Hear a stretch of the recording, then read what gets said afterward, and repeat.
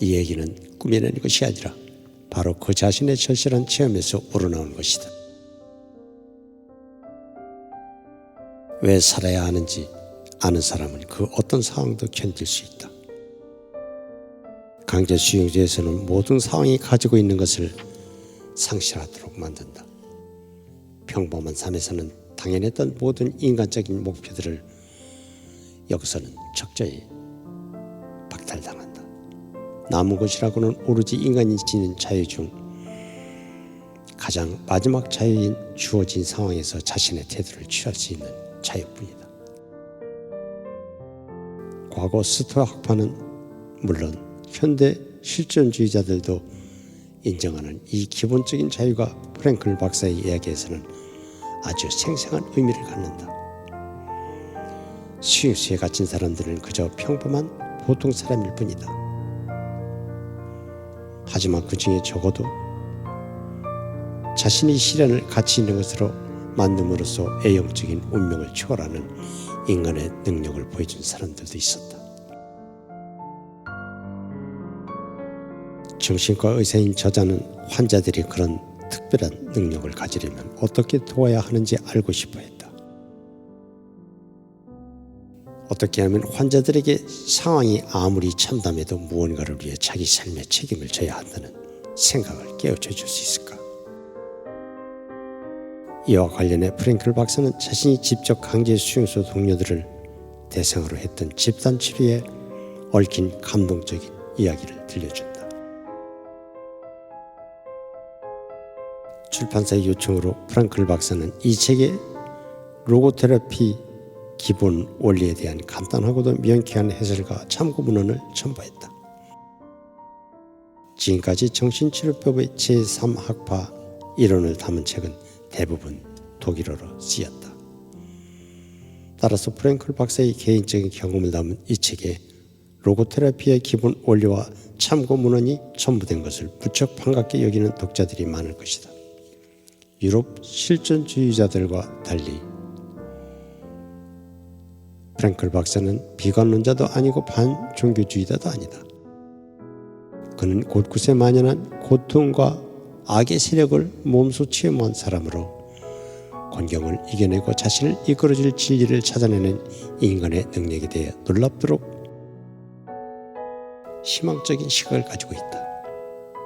나는 독자에게 진심으로 이 책을 권한다. 이 책에는 인간 문제의 가장 심오한 의미에 초점을 둔 한 사람의 극적인 경험담이 들어있기 때문이다. 문학적인 가치는 물론 철학적인 가치까지 지닌 이 책은 우리 시대의 가장 중요한 정신의학의 동향을 알 수 있는 유익한 지침서가 될 것이다. 이제 빅터 프랭클의 죽음의 수용소 해설을 시작하겠습니다. 강제 수용소에 있었던 보통 사람 이야기. 이 책은 어떤 객관적인 사실이나 사건에 대한 보고서가 아니다. 개인적인 체험, 즉 수백만 명의 사람들이 시시때때로 겪었던 개인적인 체험에 관한 기록이다. 생존자 중 한 사람이 들려주는 강제 수용소 안에서의 이야기이기도 하다. 그동안 너무나 많이 들어왔던, 믿는 사람은 별로 없는 것 같지만 끔찍한 공포에 관한 이야기가 아니라 수많은 사람들이 겪었던 작은 고통에 관한 이야기이다. 다시 말해서 이 책은 강제 수용소에서의 일상이 평범한 수감자들의 마음에 어떻게 반영됐을까 하는 질문에 답하라고 쓴 것이다. 여기에 나온 이야기 대부분은 규모가 큰 수용소나 이름 있는 수용소에서 있었던 일이 아니다. 대량 학살이 실제로 재앙됐던 소규모 수용소에서 일어났던 것이다. 위대한 영웅이나 순교자의 고난과 죽음에 대한 이야기가 아니다. 관리인 행세를 하며 특권을 누렸던 카포들이나 유명한 수감자에 대한 이야기도 아니다. 저명한 저명인사의 실현에 관한 이야기가 아니라 이름도 없이 기록도 없이 죽어간 수많은 사람의 희생과 시련, 죽음에 관한 이야기다. 소매의 신분을 구별해주는 특별한 표시조차 달지 못한 채 가포들이 멸시를 받았던 보통 수감자의 이야기다.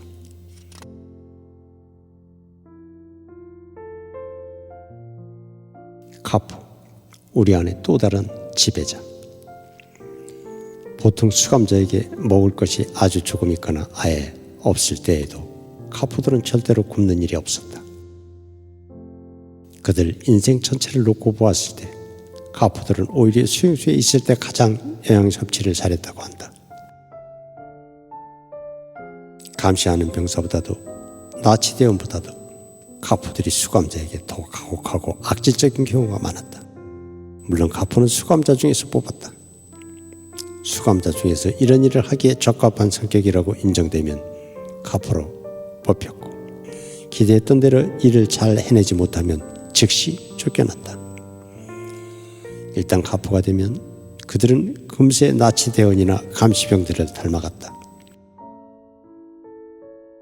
따라서 이들의 행동을 판단할 때에는 나치대원이나 감시병과 같은 정신의학적 기준으로 판단해야 할 것으로 본다. 치열한 생존 경쟁의 각축장. 수용소 생활을 경험하지 못한 사람들은 수용소 생활에 대해 그릇된 생각, 즉 감상이나 연민을 갖기 쉽다. 하지만 밖에 있던 사람들은 당시 수감자 사이에 벌어졌던 생존을 위한 치열한 싸움이 무엇을 의미하는지 전혀 모른다. 그것은 일용할 양식과 목숨 자체를 위한 투쟁이자 자기 자신과 사랑하는 친구를 구하려는 피비린내나는 투쟁이었다. 일정한 수의 수감자를 다른 수용소로 이동시킨다는 공식 발표가 났을 경우를 살펴보자. 그러면 사람들은 최종 목적지가 당연히 가스실일 것이라고 생각한다. 수감자 중 병에 걸렸거나 쇠약해서 일을 할 수 없는 사람들을 뽑아 가스실과 화장실터가 있는 큰 수용소로 보내는 경우가 종종 있기 때문이다. 대상자를 가리는 과정이 곧 수감자 사이에 혹은 수감자 집단 사이에 벌어지는 무차별적인 싸움의 도화선이 된다. 그들에게 중요한 것은 희생자 명단에서 자기 이름이나 친구 이름을 지우는 것이다. 한 사람을 구하려면 다른 사람을 희생시켜야 한다는 것을 뻔히 알고 있으면서 말이다. 수송을 할 때마다 인원은 정해져 있었다. 수감자에게는 모두 번호가 있었고 그들은 번호 이상의 의미를 갖지 못했다. 때문에 누가 수송되느냐는 별로 문제가 되지 않았다. 수용소로 들어올 때 적어도 ICBC에서는 그랬다. 수감자 신상을 적은 기록은 소지품과 함께 압수됐다. 따라서 수감자는 가짜로 이름이나 직업을 댈 수 있었으며 여러 가지 이유로 실제 그렇게 하는 수감자들이 많았다. 수용소 당국에 관심을 갖는 것은 잡혀온 사람들의 번호였다. 이 번호는 수감자의 살갗에 문신으로 새겨지거나 바지나 윗도리 혹은 애뒤에 수놓아졌다. 감시병이 어떤 수감자를 벌주고 싶다고 생각하면 그저 그 번호를 희끗 보기만 하면 그만이었다. 그 눈초리를 얼마나 무서워했던가. 그는 절대로 이름을 물어보지 않았다. 그렇다면 이제 곧 수송될 터지에 놓인 수감자를 살펴보자. 그들에겐 도덕적이고 윤리적인 문제에 관심을 기울일 여유가 없고 또 그러고 싶은 생각도 없다.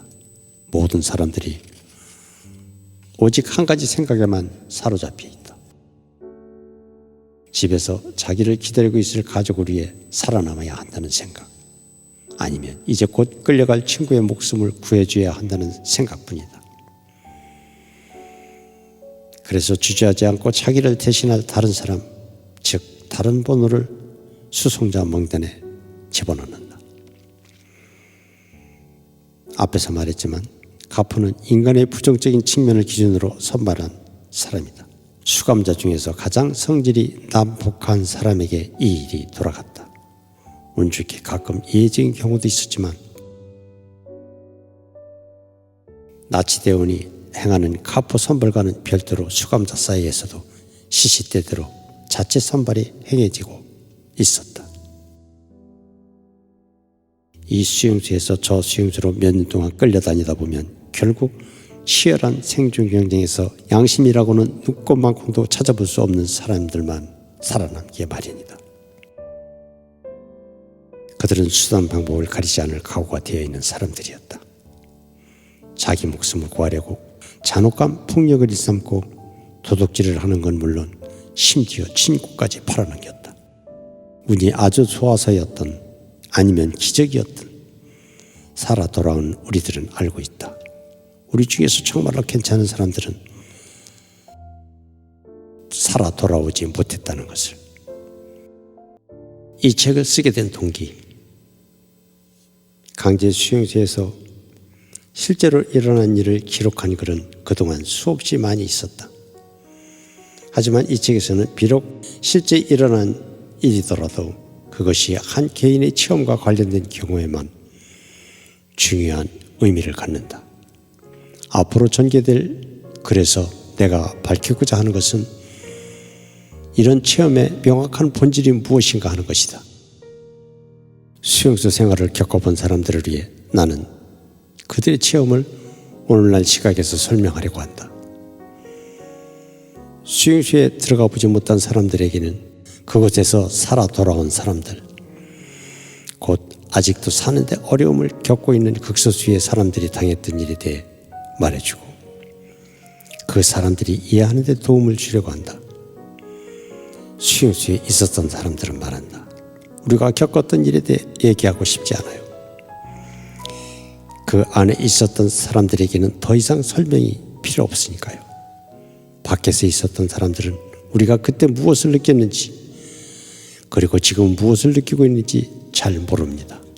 이 주제는 논리정연에게 설명하는 것은 매우 어려운 일이다. 왜냐하면 정신의학은 과학적인 객관성을 필요로 하기 때문이다. 하지만 자기 자신이 수감자로 갇혀 있으면서 이 모든 것을 목격한 사람이 과연 객관적인 시각을 가질 수 있을까? 밖에 있었던 사람들이라면 물론 공정한 시각을 가질 수 있다. 하지만 그들은 진정한 가치를 지닌 증언을 하기에는 문제의 핵심에서 너무 멀리 떨어져 있었다. 오로지 그 안에 있었던 사람만이 알고 있다. 그의 판단이 객관적이지 못할 수도 있다. 그의 평가가 지나칠 수도 있다. 하지만 이것은 불가피한 일이다. 이런 일을 할 때에는 개인적인 편견을 버려야 하는데 바로 이 점이 이런 종류의 책이 지니고 있는 어려움이다. 지극히 내밀한 체험을 털어놓는데 때론 용기도 필요했다. 이 책을 쓸 때 나는 원래 내 수감번호만 쓰고 익명으로 내려고 했다. 그러나 원고를 완성했을 때 익명으로 책을 출판할 경우 책이 지닌 가치의 반을 잃게 된다는 것을 깨달았다. 내 신념을 공개적으로 이야기하려면 용기를 가져야 했다. 그래서 자신을 드러내는 것을 극도로 싫어함에도 나는 문장 하나도 빠지지 않도록 세심한 주의를 기울였다. 이 책 내용에서 객관적인 일호를 도출해내는 일은 다른 사람의 몫으로 남겨두기로 한다.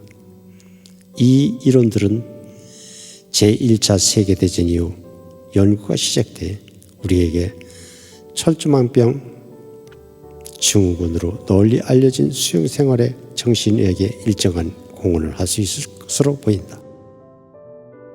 제2차 세계대전 덕분에 우리는 집단 정신병리학에 대한 이해의 폭을 넓힐 수 있었다.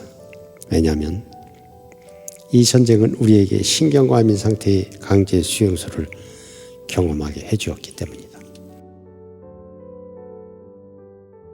믿음을 상실하면 삶을 향한 의지도 상실한다. 이 이야기는 평범한 수감자였던 나 자신의 체험을 기록한 것이다.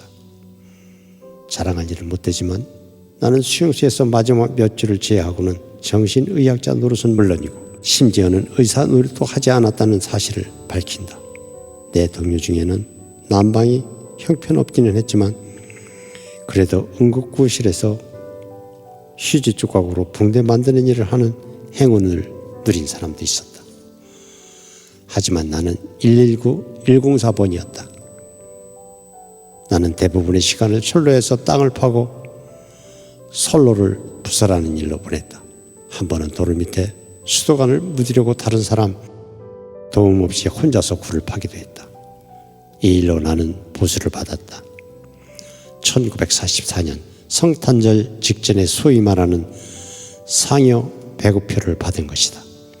이 표는 우리가 사실상 노예로 팔려간 건설에서는 수용소의 수감자 한 사람당 일정한 액수를 일당 곧 한 장당 50페니를 지불했다. 그 표를 모아 대개 몇 주 후 담배 6개 표로 바꿀 수 있었다. 물론 가끔은 유효기간이 지나 표를 못 쓰게 되는 경우도 있었다. 여하튼 그때 나는 신나게도 무려 담배 12개 표를 바꿀 수 있는 표를 모았다. 무엇보다 중요한 것은 이 담배를 수프 12그릇과 바꿀 수 있다는 것이었고, 수프 12그릇이면 한동안 굶주림의 고통에서 벗어날 수 있다는 사실이었다. 실제로 담배를 필 수 있는 특권은 카푸에게만 주어졌는데 그들은 일주일에 한 번씩 일정한 양의 담배를 배급받았다. 때로는 창고나 작업장 감독으로 일하는 사람들이 위험한 일을 한 대가로 담배 몇 개 피를 받는 경우도 있었다. 그 밖의 사람들은 담배를 피울 수 없었다. 단 하나 예외가 있다면 그것은 더 이상 살아갈 의욕을 잃었거나 아니면 남은 생의 마지막 순간을 그저 즐기려는 사람들이 담배를 피우는 경우였다. 따라서 어느 날 동료가 담배를 피우는 것을 보면 우리는 그가 자신을 지탱해 나갈 힘을 잃어버린 것으로 생각했다. 일단 그 믿음을 잃고 나면 살고자 하는 의지가 다시 생기기는 힘들었다.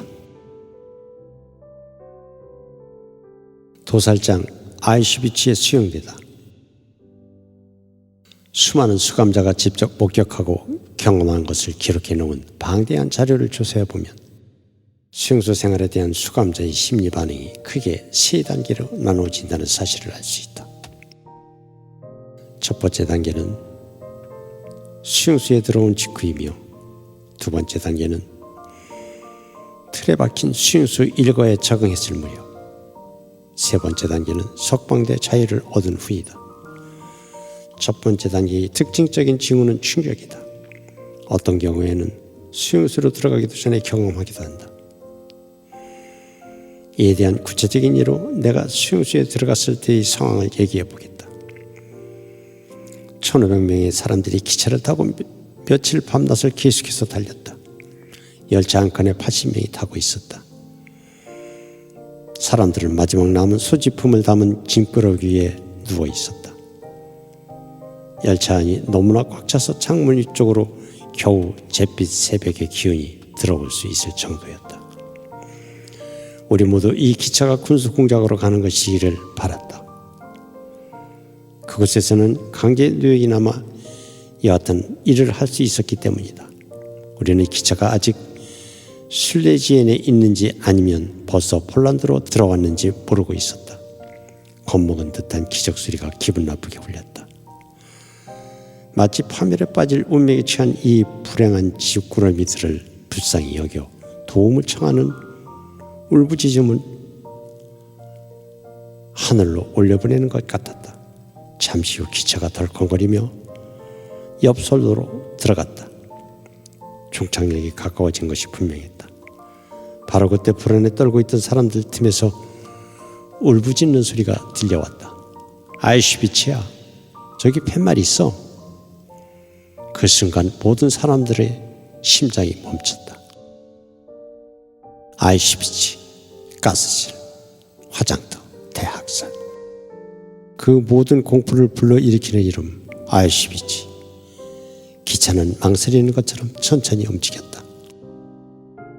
불쌍한 우리들을 어떻게 해서든지 아이슈비츠라는 끔찍한 현실로부터 구해내고 싶다는 듯. 새벽이 되자 거대한 수용소의 윤곽이 드러나기 시작했다. 길게 뻗어있는 몇 겹의 철조망 담장, 감시탑, 산도등, 그리고 희뿌연 새벽빛 속에서 미지의 목적지를 향해 뻗어있는 황량한 길을 따라 질질 끌려가고 있는 초라하고 누추한 사람들의 행렬, 가끔 고함과 호루라기 소리가 들렸다. 하지만 우리는 그것이 무엇을 뜻하는지 알지 못했다. 나는 사람들이 대롱대롱 매달려 있는 교수대를 상상해 보았다. 소름이 끼쳤다. 하지만 사실 이것만 해도 괜찮은 편이었다. 왜냐하면 그 후로 점점 더 끔찍하고 엄청난 공포와 만나야 했기 때문이다. 마침내 우리는 여관으로 들어갔다. 치치 정적이 고함치는 명령으로 깨졌다. 그날 이후로 우리는 모든 수용소에서 그거 거칠고 날카로운 고함을 끊임없이 듣고 또 들어야 했다. 그 소리는 마치 희생양의 마지막 비명과 같았다. 하기야 다른 점이 있긴 했다. 그들이 목에서 컥컥거리며 나오는 쉰 목소리는 칼에 찔리고 또 찔려서 죽어가는 사람이 비명을 지르지 않으려고 애쓸 때 나오는 소리와 비슷했다. 열차 문이 열리자 몇 사람이 안으로 뛰어들어왔다. 모두 줄무늬 수의를 입고 머리를 깎았지만 영양 상태는 좋아 보였다. 그들은 유럽 여러 나라의 말을 사용했고 우스갯소리를 던지는 사람도 있었다. 이런 상황에서 그것은 아주 기괴하게 느껴졌다. 본래 낙천적인 성격인 나는 지푸라기라도 잡는 심정으로 이렇게 생각했다. 이 사람들은 아주 신수가 훤하군. 괜찮은 사람들처럼 보여. 심지어 웃고 있잖아. 누가 알아? 내가 저 사람들처럼 혜택받는 처지에 있게 될지.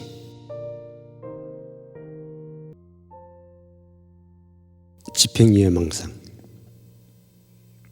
정신의학에는 소위 집행유예 망상이라는 것이 있다. 사형 선고를 받은 죄수가 처형 직전에 집행유예를 받을지도 모른다는 망상을 갖는 것이다. 우리도 마찬가지였다. 신라 같은 희망에 매달려 마지막 순간이 그렇게 나쁘지는 않을 것이라고 믿었다.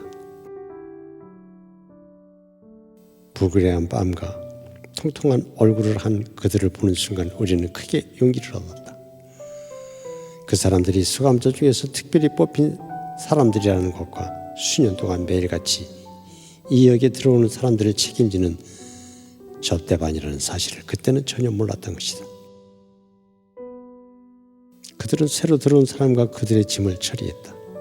귀한 물건이나 몰래 가지고 들어온 보석도 압수했다.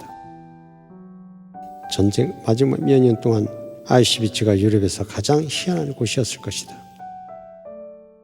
수용소의 대형 창고는 물론 나치 대원들의 수중에도 금, 은, 백금, 다이아몬드 같은 값비싼 보석들이 흘러 넘쳤을 것이 틀림없기 때문이다. 1500명이나 되는 사람들이 기껏해야 200명 정도밖에 들어갈 수 없는 가축우리 같은 건물에 구겨 넣어졌다. 우리는 추위와 굶주림에 시달렸다. 바닥에 드러눕기는커녕 쭈그리고 앉을 자리조차 없었다. 나흘 동안 우리가 받은 양식이라고는 온수짜리 빵 한 개가 전부였다. 그런 상황에서 나는 이 건물을 책임지고 있는 고참 수감자가 백금과 다이아몬드로 된 넥타이 핀을 놓고 한 접대반원과 흥정하는 소리를 들었다. 그들은 이렇게 해서 번 돈의 대부분을 슈냅스라는 술을 사는 데 썼다. 즐거운 저녁 한때를 위해 필요한 슈냅스를 사는데 몇천 마르크의 돈이 필요했는지 지금은 기억할 수 없다. 하지만 나는 장기수들에게 슈냅스가 필요하다는 것을 이해할 수 있었다. 그런 상황에서 그들이 술로 자기 자신을 마취시키고 싶어하는 것을 누가 비난하겠는가? 그런데 수용소 안에 있는 사람 중에는 나치 대원으로부터 거의 무제한으로 술을 공급받는 사람도 있었다. 가스시즈나 화장티에 배치된 사람이었다. 그들은 언젠가 자기들이 다른 사람으로 대체될 것이라는 사실을 잘 알고 있었다. 강요된 사형 집행인의 역할이 다른 사람에게 넘겨지고 대신 자기가 그 희생자가 될 거라는 사실을 알고 있었던 것이다. 하지만 나와 함께 수용소에 들어온 사람들은 거의 모두 언젠가는 자기에게 집행유예가 내려질 것이며 만사가 잘 풀릴 것이라는 환상을 갖고 있었다. 우리는 곧 눈앞에 펼쳐질 장면 뒤에 어떤 의미가 숨어 있는지는 몰랐다. 우리는 짐을 모두 열차 안에 두고 내린 다음 두 줄로 서라는 명령을 받았다. 친위대 장교에게 검열을 받아야 했기 때문이다. 그때 나는 용감하게도 빵 봉지를 에투 속에서 감추는 용기를 발휘했다. 네 줄에 있는 사람들이 한 명씩 장교 앞을 지나갔다. 만약 그 장교가 내 빵 봉지를 발견하는 날에는 엄청난 위험에 처하게 될 것이다.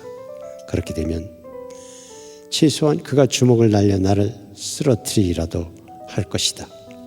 경험을 통해서 나는 그것을 알고 있었다. 장교가 가까워지자 나는 본능적으로 몸을 똑바로 세웠다.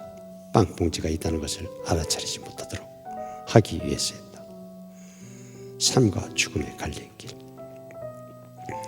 드디어 장교와 마주보고 섰다. 장교는 군복에 꽤 잘 어울리는 마른 체격의 키가 큰 사람이었다. 그 마숙함에 대비돼 오랜 여행에 지친 우리 몰골이 더욱 초라해 보였다. 그는 왼손으로 오른쪽 팔꿈치를 받친 채 무심하고 편안한 표정을 짓고 있었다. 오른손을 들고 집게 손가락으로 아주 느리게 오른쪽 혹은 왼쪽을 가리켰다. 하지만 당시만 해도 우리 중에서 손가락으로 왼쪽 혹은 오른쪽, 대개는 왼쪽이지만 가리키는 이 행동 이면에 어떤 무서운 의미가 깔려 있는지는 아는 사람은 한 명도 없었다. 마침내 내 차례가 됐다. 누군가가 내게 귓속말로 오른쪽은 작업 실행이고 왼쪽은 병자나 일할 능력이 없는 사람들이 가는 특별 수용소 행위라고 일러주었다. 나는 일이 돌아가는 대로 그저 기다릴 수밖에 없었다. 그것은 앞으로 내가 통과해야 할 수많은 관문 중에서 첫 번째 관문이다. 에투 속에 감춘 빵 봉지가 몸을 왼쪽으로 약간 기울게 했다. 하지만 나는 똑바로 걸으려고 노력했다. 친위대원은 나를 살펴보면서 약간 망설이는 듯했다. 그는 내 어깨에 손을 올렸다. 나는 들 수 있는 대로 민첩하게 보이려고 애를 썼다.